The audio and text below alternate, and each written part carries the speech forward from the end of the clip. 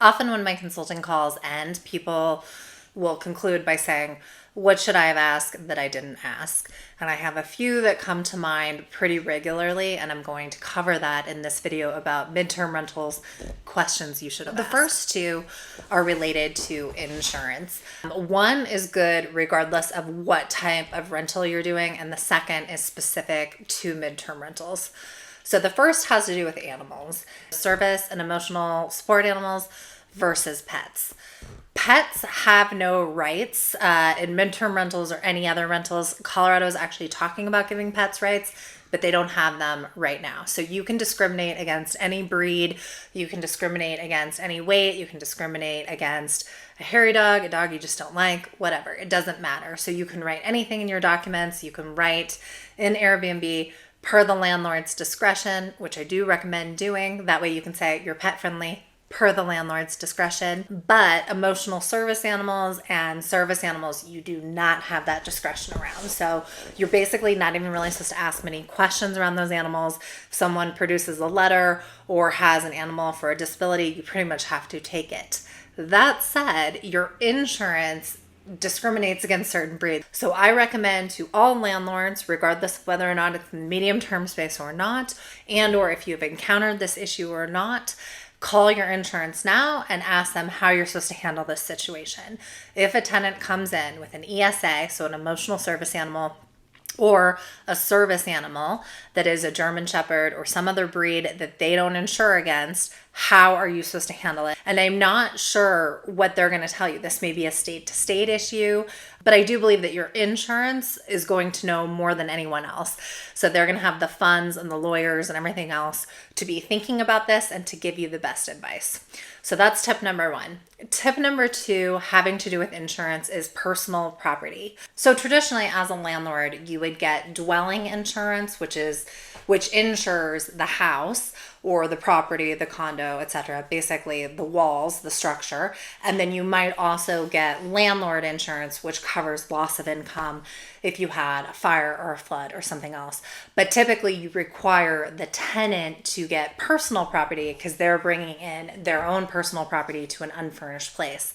In this case, however, the couch, whatnot, is your property. So it's appropriate for you to get the personal property insurance because it's your personal property. And then you don't have the tenant bring in any kind of insurance because there's nothing really for them to insure. A consulting client I had pushed back on this a little bit today and said, well, what about the fact that they could still do damage? Well, that's the point of the deposit. So the deposit should protect you for not only your property, but also for your personal property. Third useful tip that I am seeing a lot of is that people are under depositing their tenants. So in the midterm space, they feel like if someone's coming in for a month, do I really feel comfortable charging them a full month's rent for a deposit? It's with this consulting client, she has an expensive place. She's going to charge $5,000 a month for that place.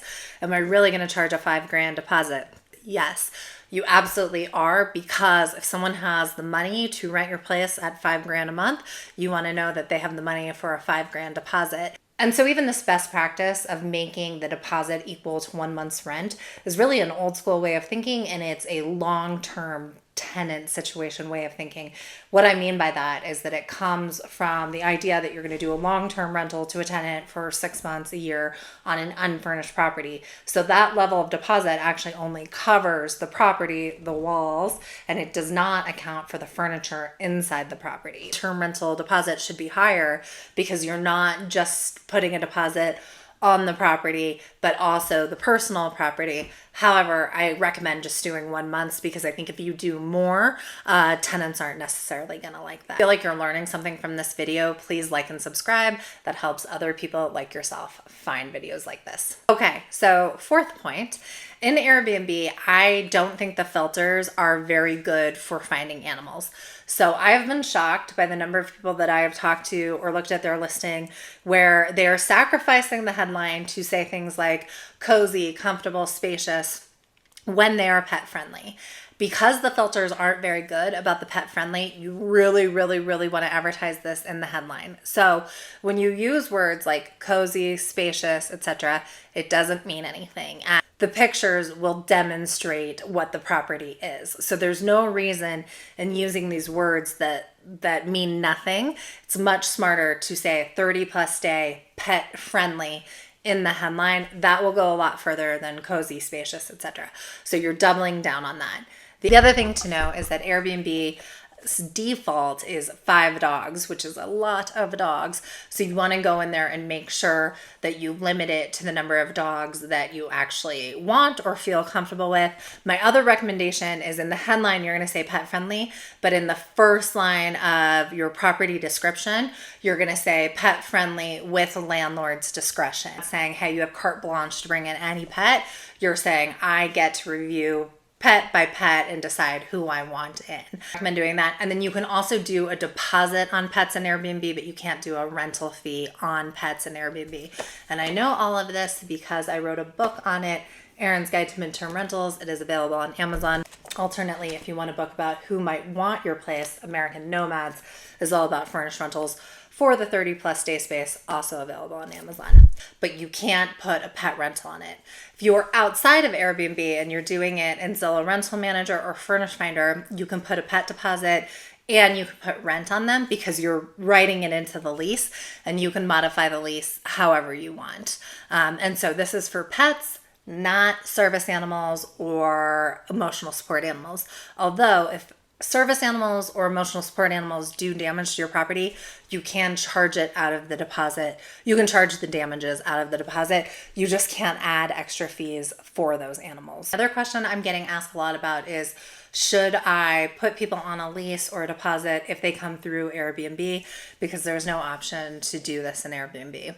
In the past, I used to say, yeah, do it, email them separately. You know, once you secure the rental, email them separately and say, I'm going to put a deposit and a lease on it. I am backtracking on that advice. I don't think it's good advice anymore. And the reason for that is because Airbnb has been pretty clear that they do not want you to put tenants on a deposit or a lease. We will see if they change their philosophy on this going forward, because they're really leaning into this 30 plus day space and people are worried about squatters or people being there for longer because it's 30 plus day. So that's reasonable, but right now Airbnb is not changing that and they don't want you to put a deposit or a lease on them. So what you're looking at now is a risk analysis. Is it riskier for me to say in my email and to that tenant, hey, I'm going to put a lease and a deposit on you outside of Airbnb, even with understanding that Airbnb doesn't want me to do that? Or is it riskier to think someone's going to come in through Airbnb, they're going to trash my place, and then Airbnb is not going to recognize or help me pay for it, even though they have the $3 million host guarantee? Again, I know that from the book because it's written in here with a bunch of other fun Airbnb tips. So which risk is a bigger deal?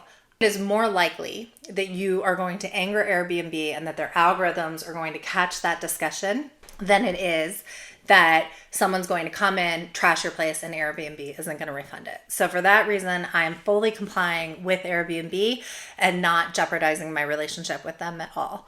And for those of you that are having issues finding renters that are not on Airbnb yet, I have taken many calls this week from people that were in the same situation, put their place on Airbnb, and pretty much immediately got renters. So please, please, please adopt Airbnb if you haven't yet.